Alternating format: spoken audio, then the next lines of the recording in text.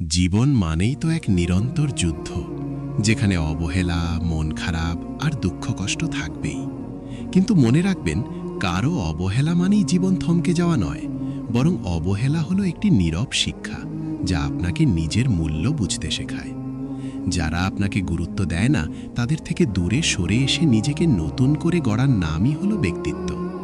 দুঃখ কষ্ট মানুষকে দুর্বল করে না, বরং আগুনের তাপে সোনা যেমন খাঁটি হয়, তেমনি কষ্টের আঘাতেই মানুষ আরও পোক্ত হয়ে ওঠে। মন খারাপ করে বসে থাকার মানে হলো নিজের মূল্যবান সময় নষ্ট করা, কারণ গভীর অন্ধকারের পরেই কিন্তু ভোরের আলো ফোটে। জীবনে হোঁচট খাওয়া মানে হেরে যাওয়া নয়, পড়ে যাওয়ার পর দ্বিগুণ উৎসাহে উঠে দাঁড়ানোর নামই আসল সফলতা। অন্যের হাতে নিজের ভালো থাকার চাবিটা কখনোই দেবেন না। নিজেকে ভালোবাসতে শিখলে পৃথিবীর কোনো অবহেলাই আপনাকে স্পর্শ করতে পারবে না। সময়ের চেয়ে বড় ওষুধ আর কিছু নেই। আজকের এই তীব্র যন্ত্রণা কিছুদিন পর আপনার শক্তির উৎস হয়ে দাঁড়াবে। শুধু একটু ধৈর্য ধরুন।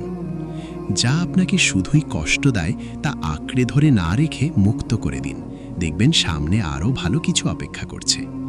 পরিস্থিতি যেমনই হোক, হাসতে শিখুন, কারণ আপনার চোখের জল দেখার মানুষ অনেক, কিন্তু চোখের ভাষা বোঝার মানুষ পৃথিবীতে খুব কম। দিন শেষে আপনিই আপনার গল্পের নায়ক। তাই কে কি ভাবলো বা কে ছেড়ে গেল, তাতে কান না দিয়ে নিজের যুদ্ধটা লড়ে যান। বিজয় আসবেই।